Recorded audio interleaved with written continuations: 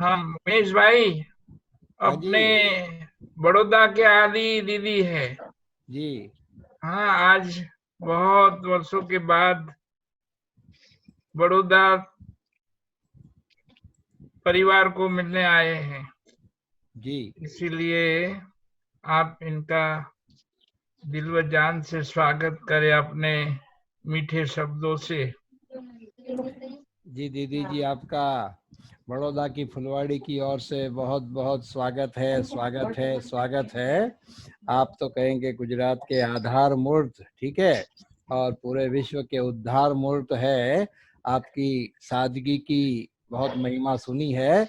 आज आपको सुनने का सुवर्ण मौका हमें मिला है, तो जल्द ही हम आपको सुनना चाहेंगे। तो दीदी, भले आप आपके अनुभव की बातें जो हम सब के लिए प्रेरणादायी होने वाली है, वो आप शुरू करें।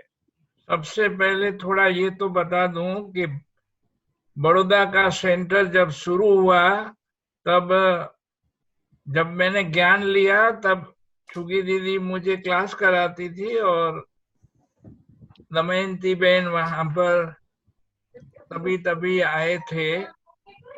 बहुत ही नम्र स्वभाव, और उनके चेहरे से हमें फरिश्तापन की भाषा उस समय आती थी।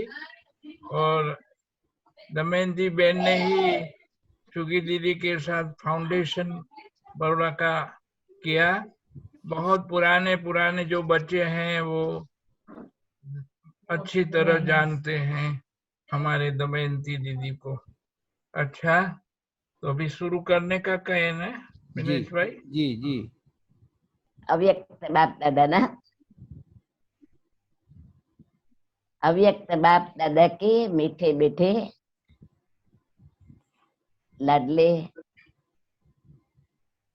प्यारी मीठी हमारी बहन राजबेन, साथी बहने, साथी भाई हमारे डॉक्टर जयंत भाई, चंपा बहन, सभी भाई बहन। 2-3 दिन पहले मेरे से 10th बर्थडे बात की। आपको बड़ौदा मंगलवाड़ी के फुलवाड़ी ग्रुप की सेवा करनी है, तो दमयंती बहन आप रविवार शाम को 7 से 8 सबको लाभ देंगे। तो मैंने बोला भले। तो मुझे ये बात बताई है कि सभी को आप अपना पूरा अनुभव सुना। पापा की, मम्मा की आपने बहुत पालना ली है। सभी को सब समझते, और मैं भी समझती हूँ कि बाबा ने ज्ञान तो सुनाया है और सब बहुत सुनते रहते हैं, परंतु अनुभव सुनने की सबको बहुत मजा आती है। इसलिए मैं आप सभी के आगे मेरा इस ज्ञान में आना कैसे हुआ, पहले वो मैं बताती हूँ। हम बॉम्बे में रहते थे। वहाँ हमारी लौकिक बहन, जिसके 3 बच्चे थे, वो पूरा ज्ञान में चलते थे। बॉम्बे में लोहाना ज्ञाति की महाजनवाड़ी है, उस एरिया के अंदर वहाँ 5 माताएं एकदम लगन से ज्ञान में चल रही थी। और वहां से साइंस सेंटर, जहाँ पर ब्रह्मा बाबा के पुत्र वधु विजेंद्र दीदी संभालते थे, वहां पर उन लोगों का कनेक्शन था। और मैं छोटी थी, पढ़ाई पढ़ती थी, और मैंने एसएससी तक अभ्यास किया। वो अभ्यास करते करते मैं स्वाध्याय केंद्र में जाती थी। पांडुरंग शास्त्री जी के, या रमेश भाई उषाबेन भी आते थे। उस समय तो हम कोई उन लोगों को पहचानते नहीं थे। ज्ञान में आने के बाद मालूम पड़ा कि उषाबेन रमेश भाई स्वाध्याय केंद्र में है और वो भी ज्ञान में चल रहे हैं। तो मैं जब बहन के घर पर जाती थी तो मैं जाने के समय वहाँ भोजन करती थी।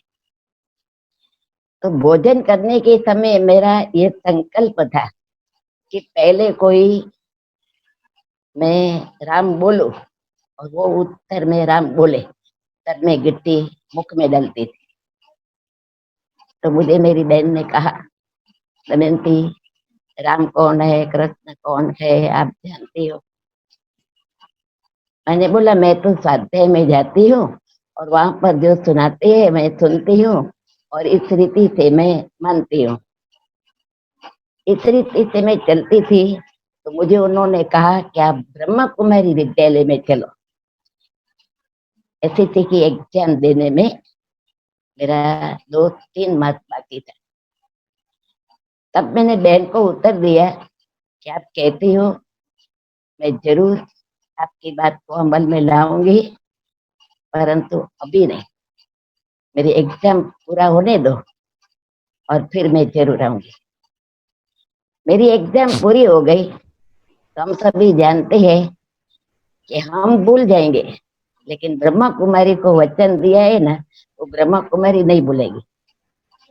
तो मेरी बहन ने फिर मुझे याद कराया, देखो दमयंती, अभी तुम्हारी एग्जाम हो गई, छुट्टी के दिन आ गए, इसलिए अभी आप चलो। हमने बोला, आपको मैंने वचन दिए है, मैं जरूर चलूंगी।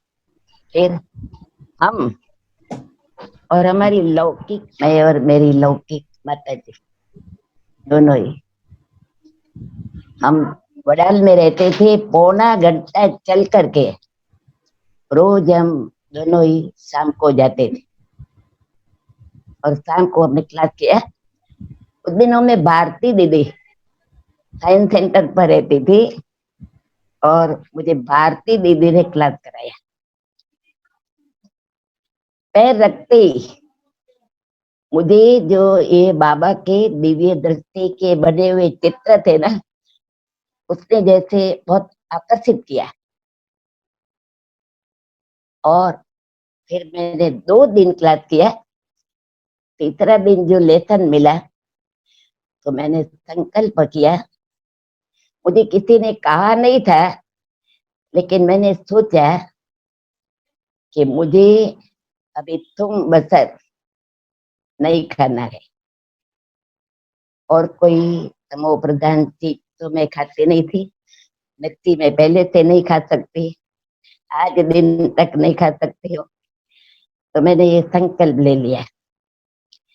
फिर मैं स्कूल में जब पढ़ती थी तो वहाँ हमारे अलग अलग टीचर पीरियड लेने के लिए आते थे। एक हिंदी व्रत पिताजी जैसे थे, वो हमारा हिंदी पीरियड लेते थे। एक बार उसके अंदर मीराबाई की बातें आई। जब मीराबाई की बात आई तब उन्होंने क्लास के अंदर ऐसे बताया, देखो मीरा की कितनी भगवान के साथ लगन थी, कैसे उसने सब त्याग किया। आज की दुनिया में मीराबाई कौन बनेगा? तो मैंने कोई सभा में बड़ी आवाज से नहीं बोला, लेकिन उसका आवाज सुन करके मेरे मन से मैंने बोला कि मीराबाई मैं बनूंगी।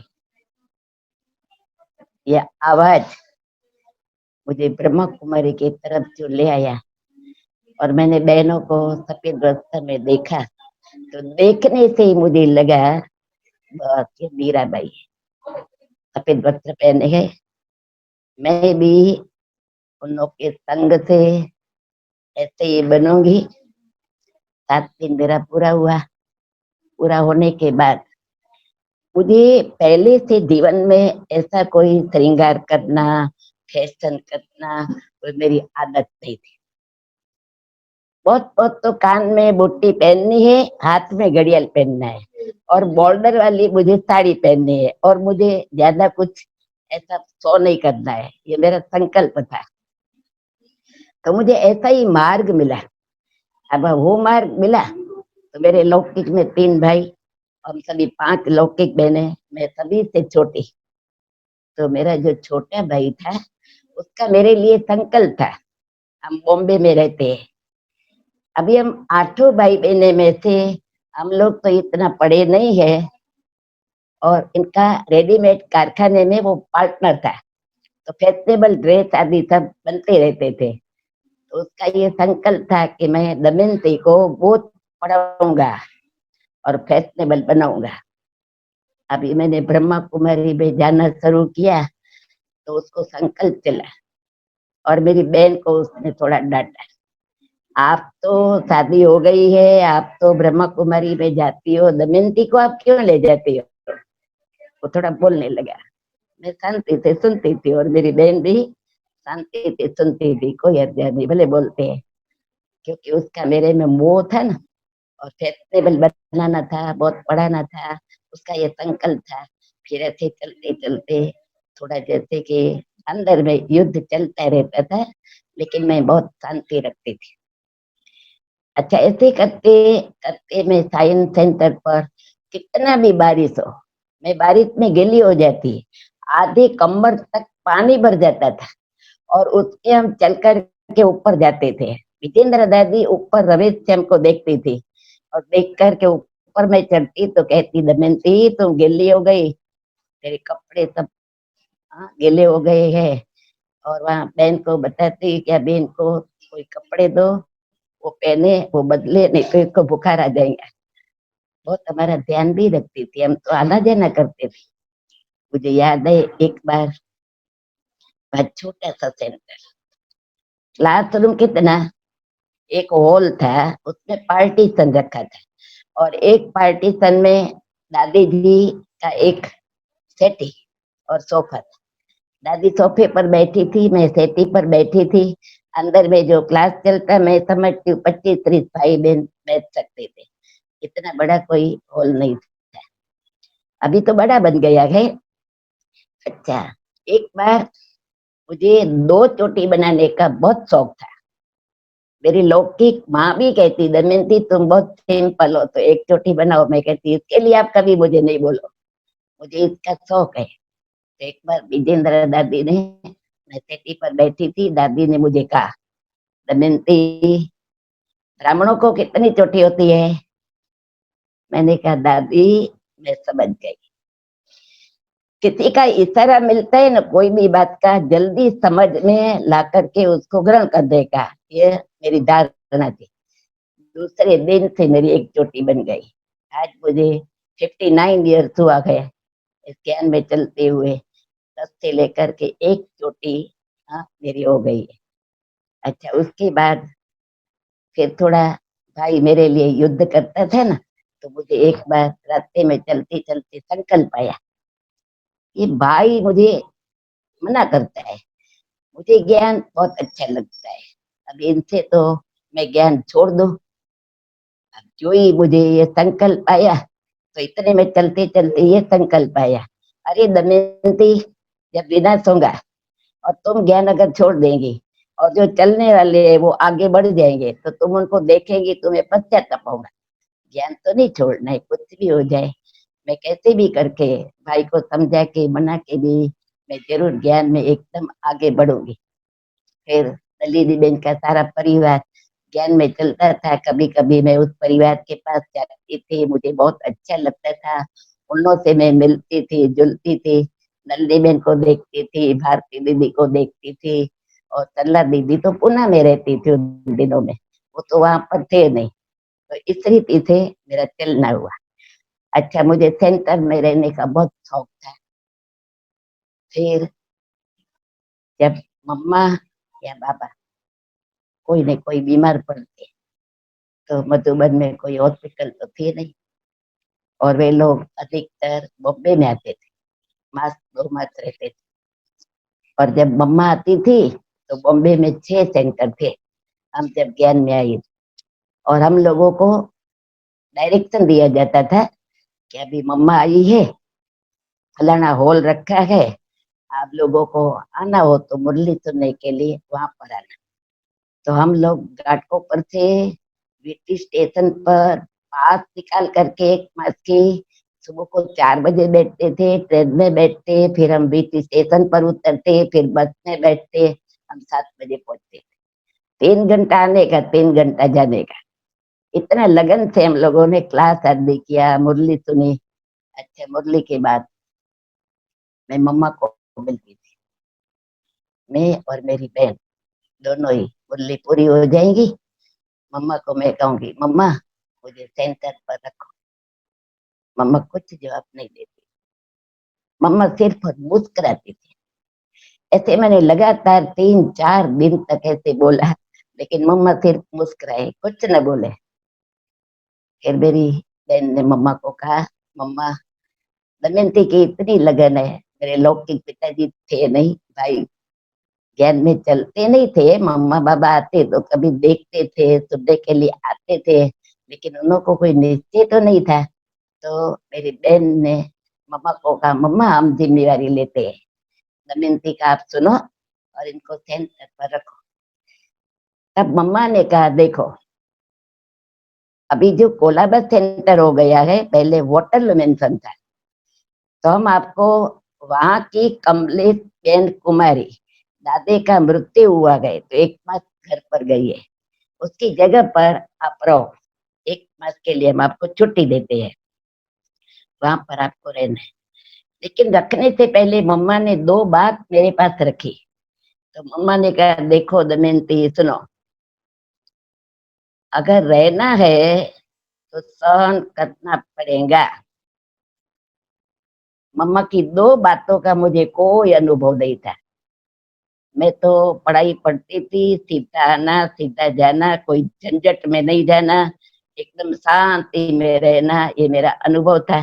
और मैं हमेशा लक्ष्य रखती थी, मैं शांति में रहूं, मैं कुछ भूल ना करूं, अगर भूल करूं तो भाई मुझे डांटे ना, लेकिन मुझे भूल ही नहीं करनी है, बहुत अच्छी तरह से मुझे शांति से जीना है। तो मम्मा ने मेरे सामने शर्त रखी, देखो दमयंती, सेंटर में रहना हो तो सहन बहुत करना पड़ेगा। अभी सहन करना क्या, अनुभव नहीं था, लेकिन रहने की धुन थी ना, तो मैंने कहा मंजूर है मुझे। दूसरी बात, देखो दमयंती, 1-2 के टक्कर में बहुत आना पड़ेगा। अभी मैंने कभी टक्कर का अनुभव भी नहीं किया था, संस्कारों की टक्कर क्या होती है। तो मैंने कहा मम्मा मंजूर है, कोई हर्जा नहीं, मैं रहूंगी। 1 मास की मुझे छुट्टी मिली, फिर मैं घर में गई।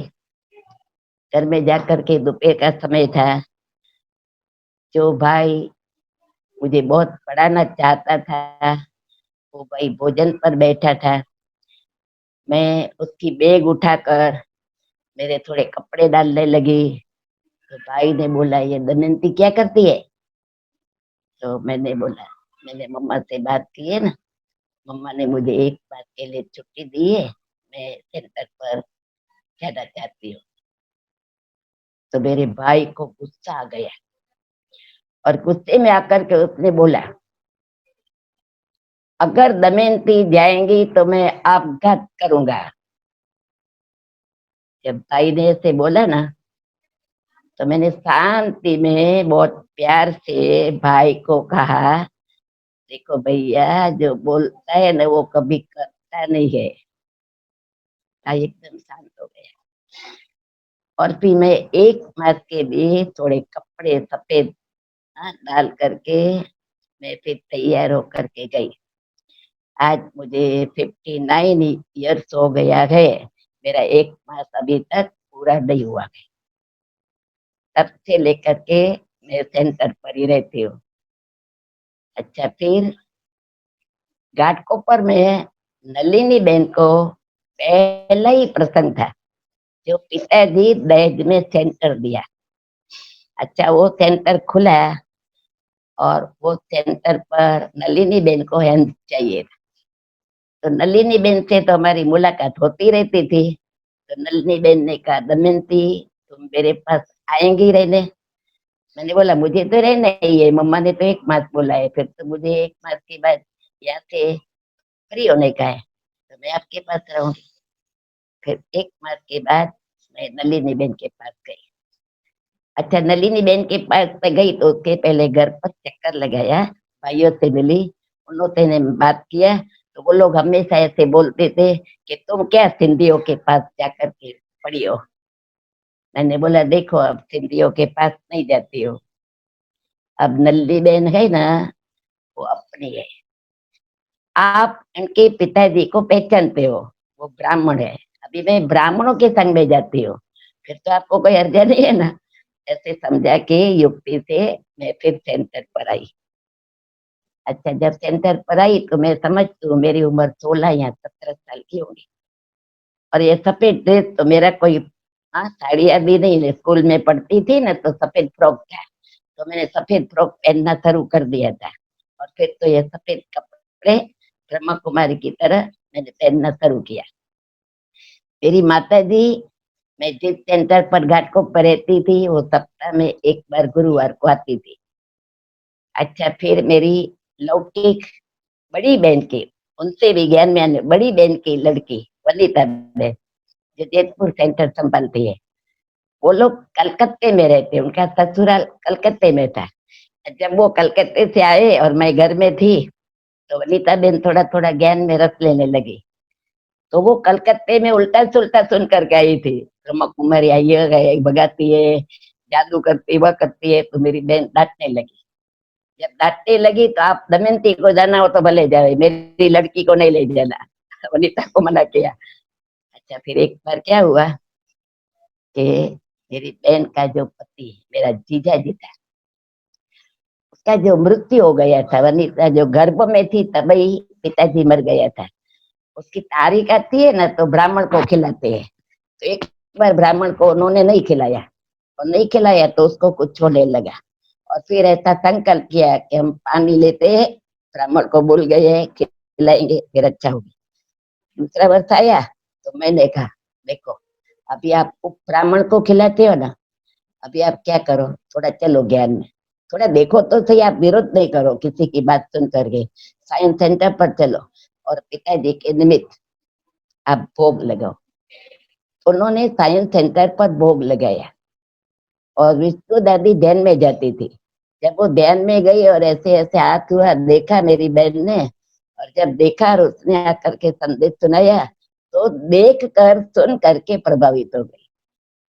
तब उसको ऐसे लगा नहीं, मैंने जो कलकत्ते में बातें सुनी है वो ठीक नहीं है, ये बराबर है। और फिर वो भी ज्ञान में चल पड़ी। बड़ी बहन वनिता को भी चलने दिया, वो भी ज्ञान में चल पड़ी। इस प्रकार से उन्होंने सेवा हुई। फिर रविवार को मेरी माता आती थी घाटकोपर सेंटर पर।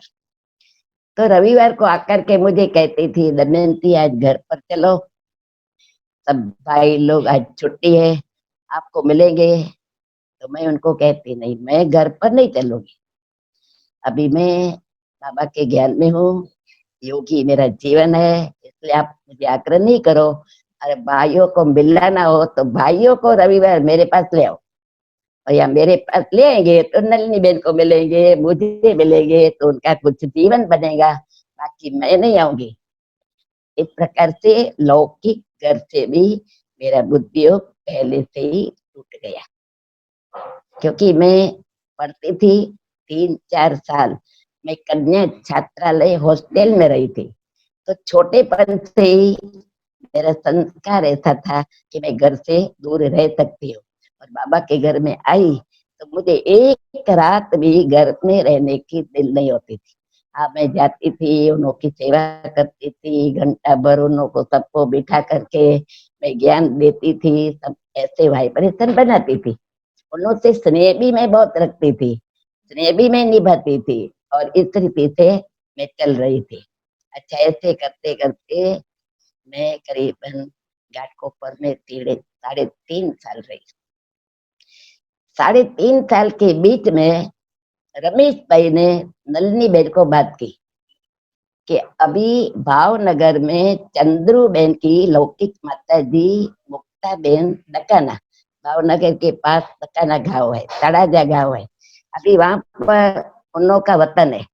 तो मास 2 मास के लिए दमयंती बहन अगर सेवा में जावे तो पूछो, उनको भेजे हम। तो मेरे से पूछा, नल्ली बहन ने कहा दमयंती आप जाएंगी? अभी मैंने तो गुजरात देखा नहीं था, कहीं मैं बाहर निकली नहीं थी। तो मैंने बोला कि आप पढ़ो क्या क्या है तो मैं जाऊंगी, कोई अर्जा नहीं, लेकिन मैंने देखा कुछ नहीं है। तो रमेश भाई ने कहा कोई अर्जा नहीं, आपके लिए सारा प्रबंध हो जाएगा। मुझे ट्रेन में बिठाया, उनके परिवार वाले कोई पहचान वाले थे, उनको बोला कि देखो ये बहन है भावनगर, उसको उतारना, और ये ब्रह्मा कुमारी है।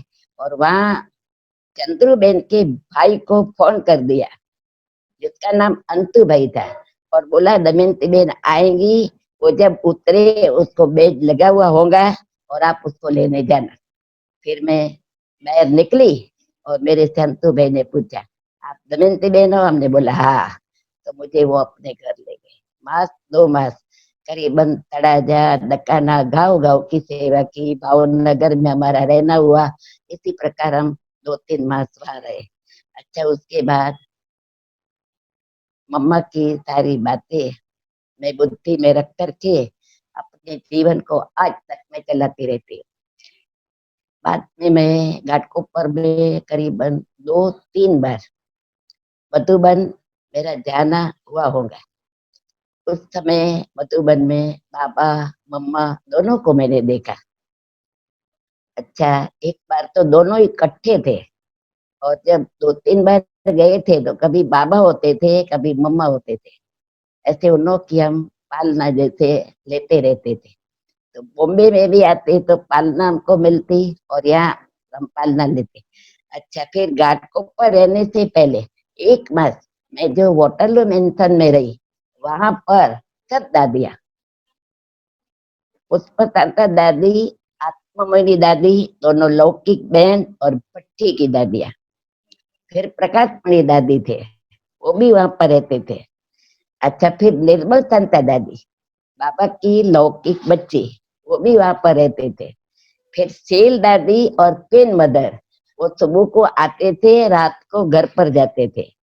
रतन मुनि दादी और देवी माता, वही दोनों सुबह को आते रात को जाते। अच्छा, इन दोनों का ऐसा प्रोग्राम बाबा की श्रीमत के कारण ऐसे था। उनके भाई का जो मकान था ना, तो बाबा ने उनको राय दी थी कि नहीं, आप उन का भी तोड़ निभाओ, रात को घर पर सोने जाओ और सुबह को आ जाना। ऐसे करीबन 8 दादियों के बीच में, और मैं एक कुमारी थी। इन दादियों की मुझे बहुत अच्छी पालना मिली। और सिंधी लोग क्या है, अपने उस दिनों में गुजराती रोटी नहीं खाते थे, वो लोग सिंधी रोटी खाते थे। तो मैं सिंधी फुल्का बनाना सीख गई, सबके लिए फुल्का बनाती थी। तो मुझे वो फुल्का आ गया। आज भी आप सभी मेहमान बनकर के आएंगे और आप कहेंगे तो मैं आपको सिंधी फुल्का बना के खिलाऊंगी। तो दादियों से मुझे ऐसी पालना मिली। अच्छा, फिर वहां पर हर रविवार को पेपर में डालते थे इस टॉपिक पर प्रवचन होगा। तो ऐसे निर्मल संता दादी का प्रवचन था रविवार शाम को। तो मुझे कहा गया कि चलो, हम तो अभी शुरुआत की कुमारी है, तो मुझे कहा गया 5 मिनट या 10 मिनट पहले दमयंती बोलेगी, और ये बोलने के बाद फिर निर्मल संता दादी प्रवचन करेंगी। सारा हॉल भर जाता था, बड़ा हॉल था। अच्छा, प्रवचन होता था तो उन दिनों में पहले गीत बजाते थे, और गीत पर बोलने का हमारे समय वो गीत था, मुखड़ा देख ले प्राणी जरा दर्पण में, जो आज भी हम मुरली में सुनते हैं। तो इस प्रकार से मुझे इस प्रकार की ट्रेनिंग मिली थी। अच्छा, एक बार फिर मधुबन में थे। अभी मधुबन के अंदर भी ऐसी ट्रेनिंग देते थे कि बाबा आवे ना, उनसे पहले कोई तैयार करके 5-10 मिनट योग के बाद बोले। एक बार मुझे टर्न मिला, और मुझे कहा गया क्या दमयंती बाबा के आने से पहले आपको बोल रहे हैं। तो हिस्ट्री हॉल में दो संदली रखी थी, एक तरफ मम्मा बैठे, एक तरफ बाबा बैठे। उन दिनों में मम्मा नहीं थी, बाबा ही थे। अच्छा, फिर मैं सुबह को योग करने के बाद बैठी और फिर मैंने बोला। उन दिनों में मेरी शुरुआत थी जो, और बोलने की स्पीड थी वो फुल स्टॉप लगाने बिगर मेरा बोलना होता था, एकदम फाट गति थी। बाबा आ गए, मेरा बोलना चालू था, और हिस्ट्री हॉल के पास में जो गैलरी है वह बाबा चक्कर लगा रहे थे और मेरा बोलना सुन रहे थे। बाबा ने अच्छी तरह से सुना। अच्छा, फिर मैंने खिड़की में देखा कि बाबा आ गए। थोड़ा समय तो मुझे मालूम नहीं पड़ा, फिर मैं स्टॉप हो गई। अच्छा, फिर मैं अपने स्थान पर पहली लाइन में बैठ गई। हम लोगों को आगे बैठने का बहुत शौक था। अच्छा, फिर बाबा आए, फिर बाबा ने मुरली चालू की। तो चालू करने से पहले बाबा ने बोला, ये बच्ची कौन थी जो बोल रही थी फंटेर मेल जा रहा था। बाबा ने मुझे टाइटल दिया, क्या बोला? हाँ, फंटेर मेल जा रहा था। तो उस दिनों से फिर मैंने बाबा के इशारे को समझ लिया, और समझ करके फिर बोलने के समय थोड़ा फुल स्टॉप लगाकर फिर तो धीरे धीरे अनुभवी होते गए। अनुभव के आदत से अपने को आगे बढ़ाया। और बाबा कई बार वो जो हिस्ट्री हॉल के पास में बगीचा है, वहाँ पार बनी हुई है, वहां पर हम लोग बैठे तो वहां से बाबा पसार होता, और बाबा पसार होता तो हम लोगों को देखते थे। और बाबा बैठते थे ना, तो फिर कहते कौन, सिर पर हाथ रखते थे बाबा, कौन ये दमयंती बैठी है? तो बाबा दृष्टि देते। ऐसे लगता था जैसे हम नारायण को देख रहे हैं, ऐसा हमको अनुभव होता था बाबा के चेहरे से। अच्छा, फिर हम जब मधुबन में थे और कुछ भाई बहन जाएंगे ना, 5 की, 10 की, 15 की, 20 की पार्टी होगी, ज्यादा पार्टी नहीं होगी। तो बाबा एक बार, एक सप्ताह रहेंगे ना, तो एक बार बाबा प्रोग्राम देगा। बाबा कहेगा आज फलाने ग्रुप को मेरे साथ भोजन करना है। तो हमें बाबा के साथ भोजन करने का चांस मिलता था। नीचे बैठते थे, सामने बाबा बैठते थे, आसपास आमने सामने हम भाई बहन बैठते थे। तो बाबा क्या करते थे, जब भोजन पूरा पिरस जाता था, बाबा हम लोगों को बुलाते, एक एक को बुलाते, और बुला करके बाबा हम लोगों के मुख में पहले गिट्टी डालते थे अपनी थाली में से। ऐसे बहुत बार बाबा के हाथ की गिट्टी हमने खाई हुई है। ऐसा हमने अनुभव भोजन के समय भी बहुत किया हुआ है। अच्छा, ऐसे करते करते फिर एक बार मैं घाटकोपर से तीसरी या चौथी बार मधुबन आई। नलिनी बेन के लौकिक बटर, विद्या बेन वो पार्टी लेके आ रहे थे, उनके साथ मुझे नलिनी बेन ने भेजा। जब नलिनी बेन ने भेजा और हम मधुबन पहुंचे, हिस्ट्री हॉल में बाबा का हमें प्रोग्राम मिला था। अभी घाटकोपर वाले आए हैं ना, वो बाबा को मिले। तो हम हिस्ट्री हॉल में सभी बैठे थे। बाबा ने हम लोगों से मुलाकात की, और मुलाकात करने के बाद हम सब खड़े होकर टर्न बाई टर्न टोली लेने गए। तो बाबा टोली देते थे, फिर अपनी गोद भी देते थे। हम लोग गोद में जाते थे। तो मेरा टर्न आया तो बाबा ने कहा ठहरो। बाबा ने कहा ये बच्ची बंधन वाली है कि बंधन बिगड़ की है? तो भाई बहनों ने बोला बाबा ये तो घाटकोपर सेंटर पर रहती है। तो बाबा ने अपने उमंग से, बहुत उत्साह से अहमदाबाद सेंटर खोला। तन मन धन का पूरा सहयोग भी बाबा ने डाला था। जो सहयोग चाहिए वो मधुबन से धन भी मिलेगा, चीजें भी मिलेगी। और अहमदाबाद में सेंटर खोल रहे हैं। गुजराती परिवार बड़े सात्विक होते हैं और वहाँ उस भूमि की सेवा होनी चाहिए। तो करीबन मास 2 मास हुआ था। वहां पर जानकी दादी रहते हैं। जानकी दादी को बहुत इच्छा थी मैं गुजरात में रहूं सेवा करने की। तो पुणे में जानकी दादी और सरला दीदी दोनों थे। तो जानकी दादी, कला दादी और आनंद किशोर भाई वह सेंटर पर थे। मैं घाटकोपर थी तो मुझे कभी संकल्प नहीं आया था कि मुझे घाटकोपर छोड़ने का है। मुझे तो ऐसे ही था कि हमेशा के लिए मुझे घाटकोपर रहने का है, क्योंकि मुझे नलिनी बहन बहुत प्यारी लगती थी, आज दिन तक प्यारी लगती है। उनके गुणों को, उनकी रमणीकता, उनकी गंभीरता, वो सब मैंने अपने जीवन में अपनाई है। और आज भी कोई बातों के अंदर कहाँ भी बूझते हैं तो एक दादी से सॉल्यूशन लेते, एक नलिनी बहन से सॉल्यूशन लेके मार्गदर्शन से अपने आप को आगे हम बढ़ाते रहते हैं। अच्छा, फिर मैंने अनायत घाटकोपर के अंदर ही संकल्प आ गया था मुझे, शुद्ध संकल्प। जानकी दादी इतनी त्यागी है, तपस्वी है, सेवादारी है, सब मैंने सुना। तो मुझे इतना संकल्प आ गया कि ऐसी दादी के साथ रहने को मिले। तो अभी मुझे ये पता नहीं था कि ये संकल्प बाबा मेरा पूरा करेगा। कहते हैं ना, शुद्ध कामना होती है तो भगवान पूरी जरूर करता है।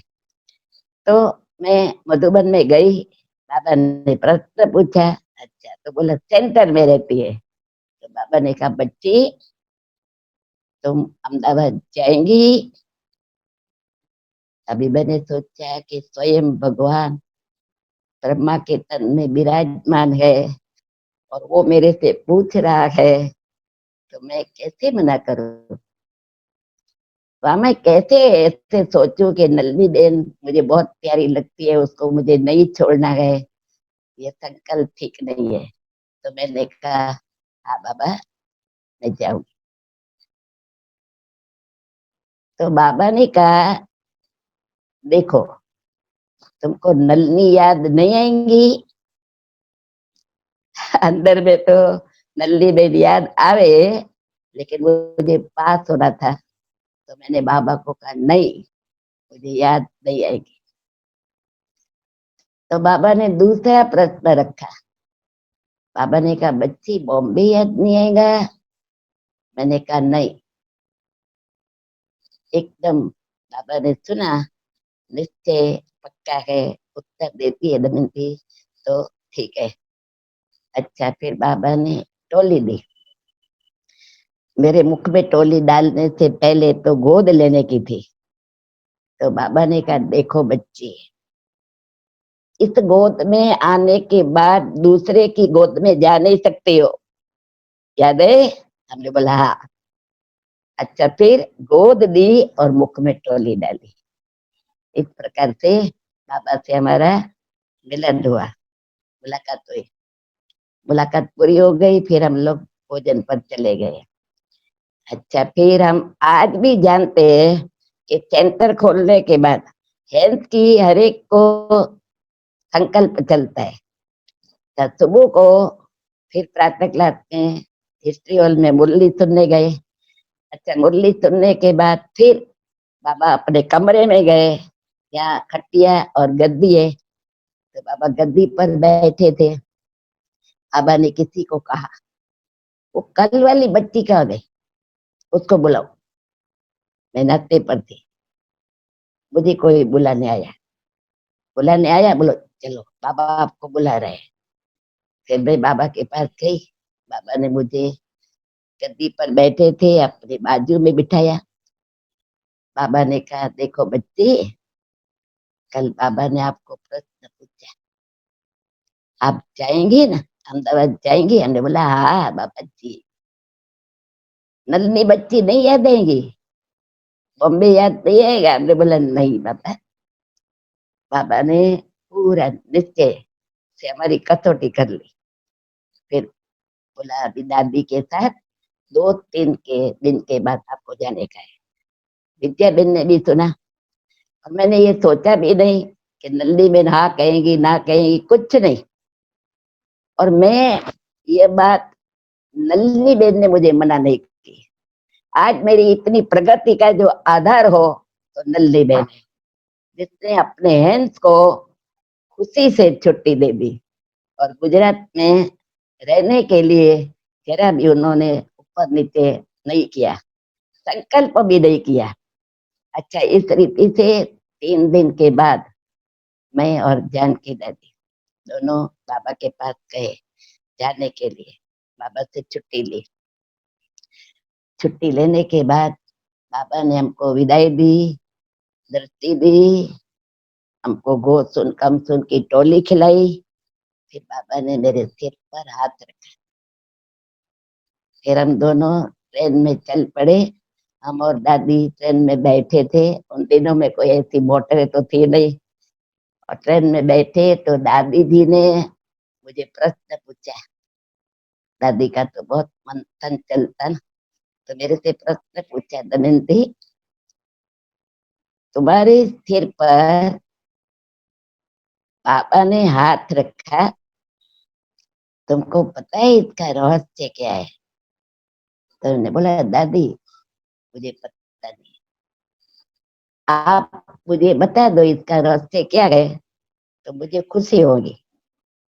तो दादी ने कहा देखो दमयंती, तुमको पापा ने अहमदाबाद जाने के लिए पूछा, तुमने प्रेम से जी हाँ बोला, तो तेरे सिर पर भगवान का हाथ हो गया और जीवन भर हाथ रहेगा।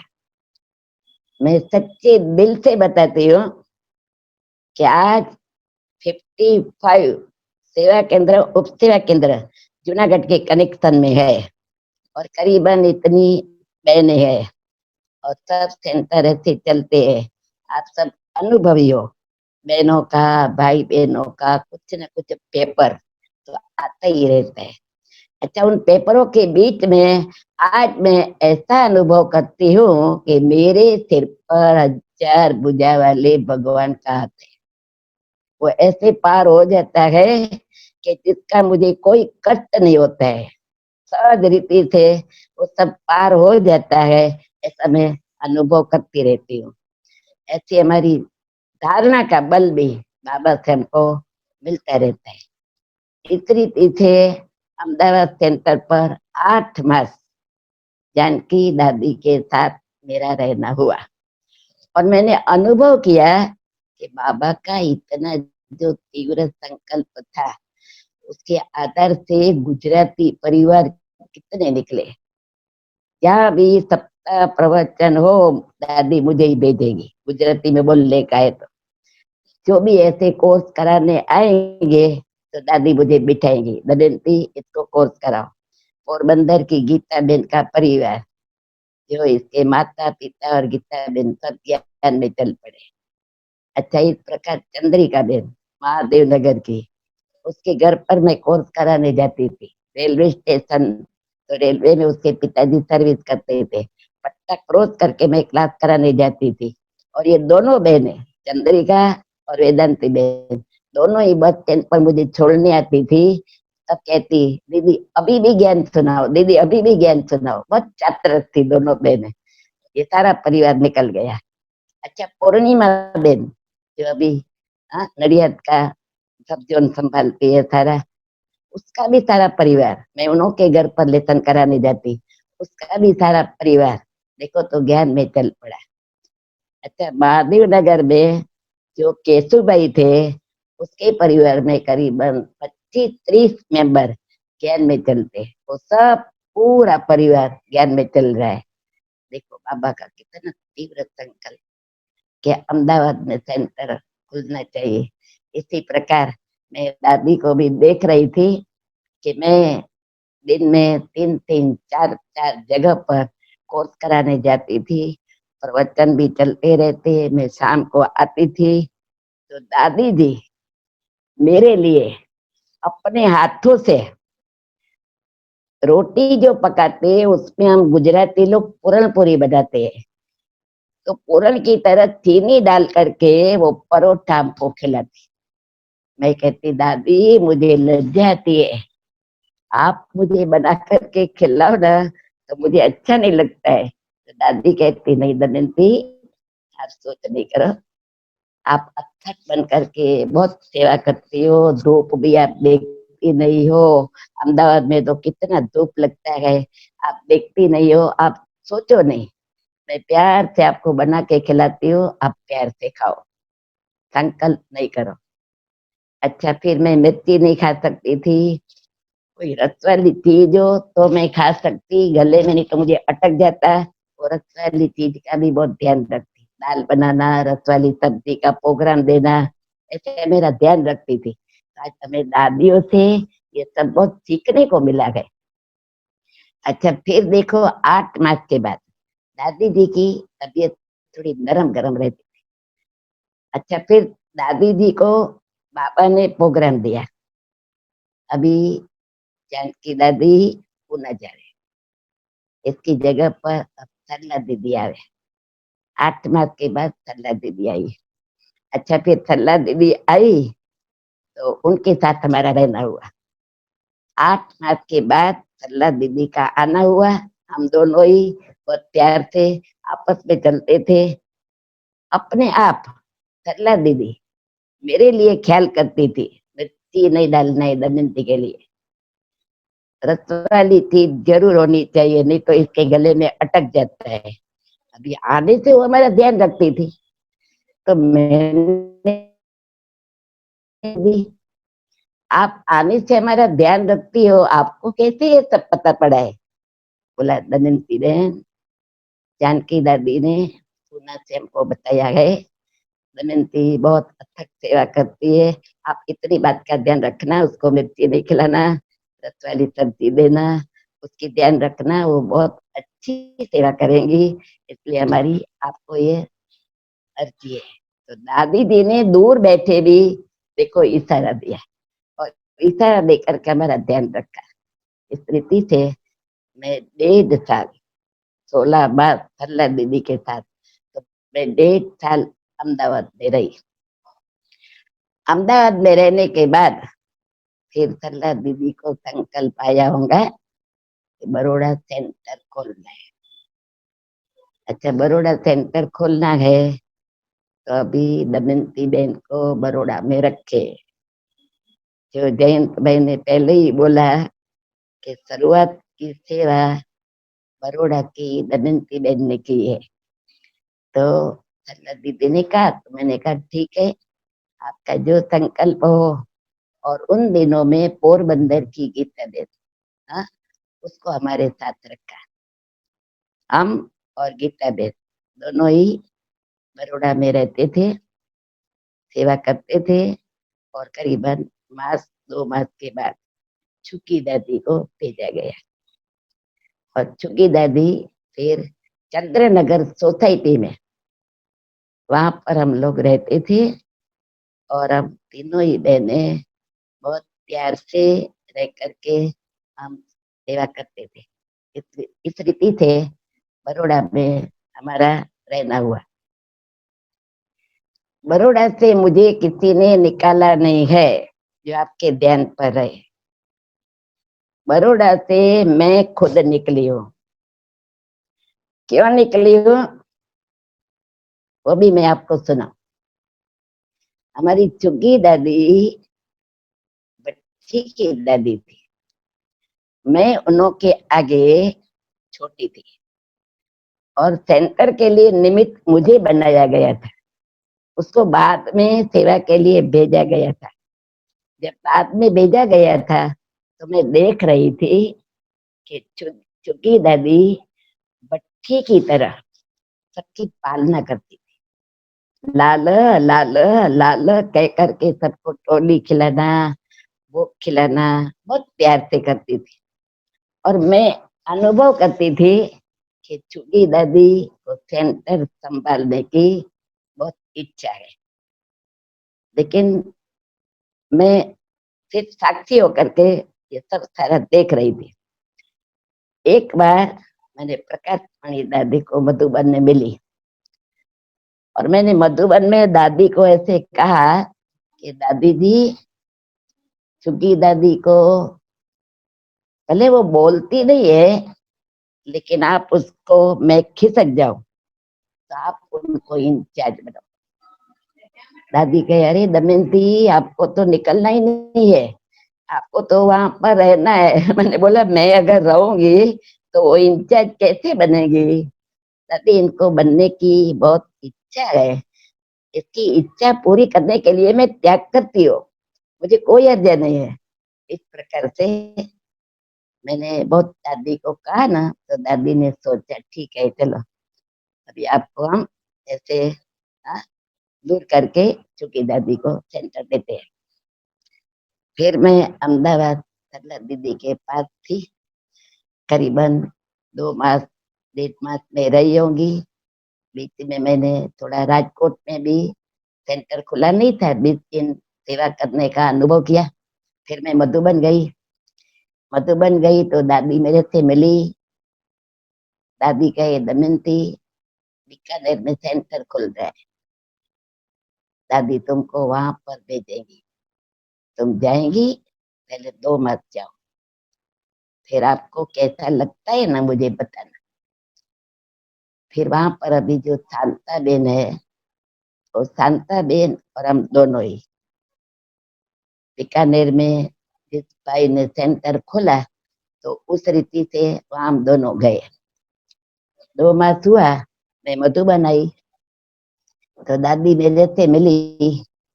तो दादी ने कहा, देखो दमयंती, बीकानेर में सेवा जो होती है तो आपको और शांता बेन को रखा है, अभी आप ये बताओ आपको कैसा लगता है? तो मैंने कहा, दादी मुझे लगने की तो कोई बात नहीं है, परंतु वहां पर हिंदी भाषा प्योर है। अभी वो हिंदी में जो बोलना है तो थोड़ा गुजराती टोन आता है। अभी वो गुजराती टोन आता है ना दीदी, इसलिए मुझे ऐसे लगता है दादी कि 2 मास के बाद मुझे ना भेजो तो अच्छा, भेजेंगे तो मैं जाऊंगी, परंतु ना भेजो तो अच्छा। तो दादी ने कहा ठीक है, चलो आपको हम नहीं भेजते हैं। तो दादी ने मुझे नहीं भेजा, शांता बेन को वहां पर जो रखा है, इनके साथ और भी बेन को रखा था। अच्छा, ऐसे करते करते करीबन 5-6 मास मेरा ऐसे घूमने का प्रोग्राम बना। अच्छा, फिर जूनागढ़ सेंटर खुल रहा है तो सरला दीदी ने कहा, दमयंती बेन, अभी जूनागढ़ में सेंटर खुलता है, आपको वहां रखने का है। अभी उन दिनों में सूरत भी खुल रहा था, वो भी तैयारी हुई थी। तो मैंने ऐसे कहा कि आप जूनागढ़ मुझे रखते हो, इनसे सूरत रखो ना। मैंने कोई देखा नहीं था, मुझे गुजरात का कोई ऐसा अनुभव भी नहीं था। जूनागढ़ कैसा है कि सूरत कैसा है मैं कुछ नहीं जानती थी। मैंने सिर्फ पूछा था और देखा था कि सूरत नजदीक है, अहमदाबाद, जूनागढ़ दूर है। तो मैंने कहा, मुझे सरला दीदी बड़े है ना, तो बड़ों के मिलने का आकर्षण है, मैं सूरत से जल्दी आ सकूंगी, जूनागढ़ से इतना जल्दी नहीं आ सकूंगी, इसलिए मैं सूरत चाहती हूँ। तो सरला दीदी कहे, नहीं, हमारा संकल्प जूनागढ़। हमने बोला, मैंने तो आपको विचार बताया, अभी आपका जो संकल्प है वो मुझे करना है, कोई अर्थ नहीं। इस रीति से जूनागढ़ सेंटर खुला और जूनागढ़ सेंटर में हमको ऐसे रखा गया। आज जूनागढ़ सेंटर को 51 ईयर, 4 मास बाकी है। 3 अक्टूबर को जूनागढ़ में 51 साल पूरा होगा। तो मानो अभी गोल्डन जुबली है जूनागढ़ की। परंतु अभी भवन बन रहा है और उस भवन के अंदर जब उद्घाटन होगा तब आप सभी को हम निमंत्रण देंगे। गोल्डन जुबली भी मनाएंगे। हमारा 76 ईयर्स पूरा होगा 2 जुलाई को, और वो 75 अमृत महोत्सव भी मनाएंगे और भवन का उद्घाटन भी करेंगे। अभी तो लॉकडाउन है, बाबा कहते हैं घर घर में सेंटर खुलेगा, तब तो घर घर में सेंटर खुल गया है। हर एक बाबा के बच्चे देखो घर घर में मुरली सुनते हैं।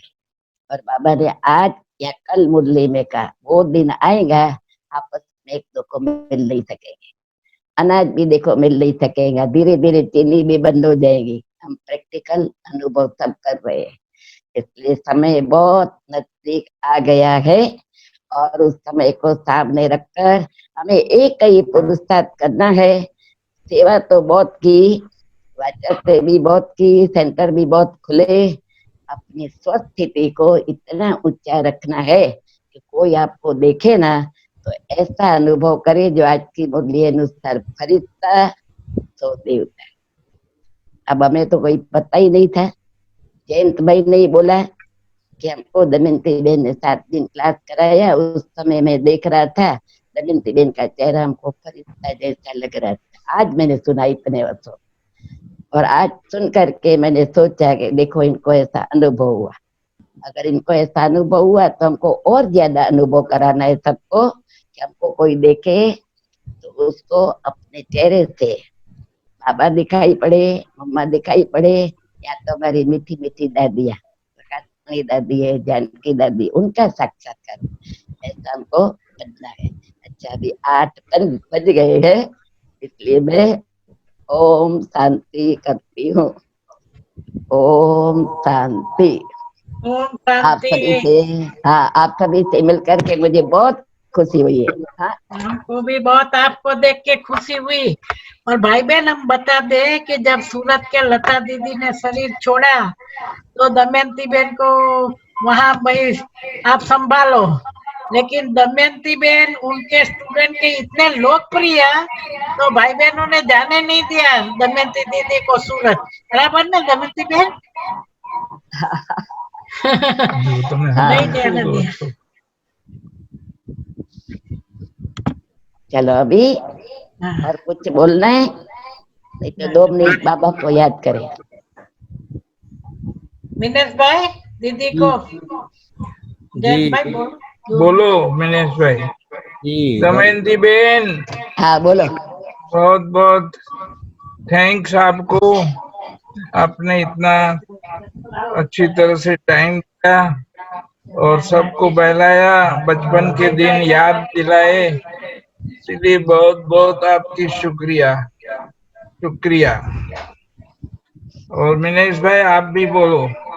जी डॉक्टर साहब, मैं तो सोच रहा हूँ कि किस चीज की महिमा करूं। दीदी के त्याग की महिमा करूं, दीदी के तपस्या की महिमा करूं, दीदी के इन अनुभवों की महिमा करूं, दीदी की जो स्थिति दिख रही है वो स्थिति की महिमा करे, किस चीज की महिमा करूं मैं कब से सोच रहा था। तो बस महिमाओं का पूरा बुके है दीदी, तो ये अनुभूति कब से हो रही थी। तो बहुत आनंद आया और बहुत सीखने को भी, सिर्फ आनंद की बात नहीं, लेकिन कैसे बड़ों ने जो कहा आपने अपना विचार भी रखा और हाँ जी का पार्ट भी प्ले किया, और कैसे जैसे अभी डॉक्टर साहब ने सुनाया भाई बहनों का प्यार भी कैसे आपने जीता है कि कोई स्टूडेंट आपको छोड़ना नहीं चाहे, तो ये बहुत अच्छी मिसाल है। तो हम बहुत खुश हुए, पूरी फुलवाड़ी की ओर से आपको बहुत बहुत बधाई हो। ओम सब हाथ खड़ा करके हाँ अब आभार व्यक्त करो। और डॉक्टर साहब सभी भाइयों बहनों का भी साथ साथ आभार करना चाहिए। हाँ, वो बहनें कहाँ गई? सब वो कोने में छिपी हुई है पर्दे के पीछे। आओ आओ, बाहर आओ, सब सब बाहर आओ। आओ अभी आओ। आपका दर्शन भी जरूरी है ना। बेबीमन बोलो। नाम, इनका नाम रीना। ये बीना बेन, रीना रीना रीना। अच्छा, रीना बेन। फिर ये शीला। शीला। अच्छा, और भी और कौन थे? बिना बिना ओ बिना सब बिना। सब साथ में आओ, हम सबका फोटो ले आओ लेते हैं। जयंत भाई, આ બીના બેન છે। હા, એમને તો ઓળખું, અમારા હા મિત્રની બેબી છે ને, હા ડોક્ટર સાહેબની બેબી, હવે તો બહુ તબિયત વધી ગઈ છે, સરસ થઈ ગઈ છે। જો દમયંતી બેન છે ને જુનાગઢ સબઝોન ઇન્ચાર્જ હતા, બરોબર? હવે બરોબર. થઈ ગયા એડિશનલ ગુજરાત ઝોન ઇન્ચાર્જ. અચ્છા, તો અમારા બીનાબેન જુનાગઢ સેવા કેન્દ્ર ના ઇન્ચાર્જ છે. अच्छा। હા बहुत अच्छा। देखो सब। આવો આ છે કોમલબેન. अच्छा। કોમલબેન कोमल बेन। हाँ। ધ્યાન કરે છે. आनोट का फोटो ले लो अभी। આ છે કિરણબેન. ये उनको करो। हाँ। हाँ પછી કોણ છે?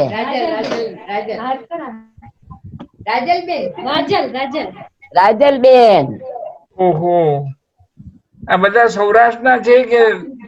હા હા, બધા સૌરાષ્ટ્રના જ છે. એક ઉનાના છે, એક જામજોધપુર ના છે, એક આડેસર કચ્છ ના છે. અચ્છા। પછી દ્રૌપદી આઈ? એ દીવ ના છે એક બેન કિરણબેન, એ તો આવ્યા તમારી સાથે. હું બરોડા આવી ને જયંતભાઈ તમારે ત્યાં એ અચ્છા। બેન આવ્યા હતા. हाँ।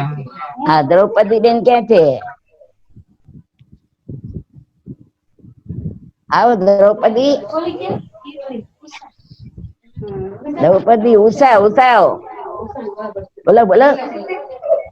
ઉષા નો તમને પરિચય આપું જયંતભાઈ. हाँ हाँ। હા આવો.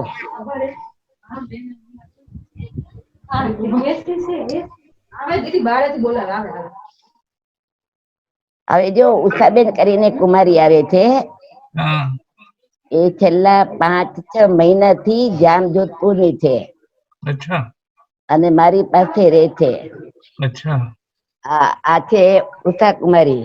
હા अच्छा, छोटी હા, હવે कुमारी। એને છે ને એને સંભળાતું નથી. એવું? હા, બોલી શકતી નથી. चेहरे से तो सब दिखता है, बोलती है ऐसा હા, लगता। પણ એને આંખ થી બધું દેખાય છે. हाँ। અને સેન્ટર માં 6 મહિનાથી રાખી છે એને. अच्छा। એને બહુ મજા આવે છે, એટલે અમારે એને મૂંગી ભાષામાં વાત કરવી પડે. એટલે અમને એની ભાષા આવડી ગઈ છે થોડી થોડી. આજો આ રહી ઉષા કુમારી. हाँ। જો એનું મોઢું બરાબર જો. लाडली છે लाडली। હા, દ્રૌપદી ક્યાં છે?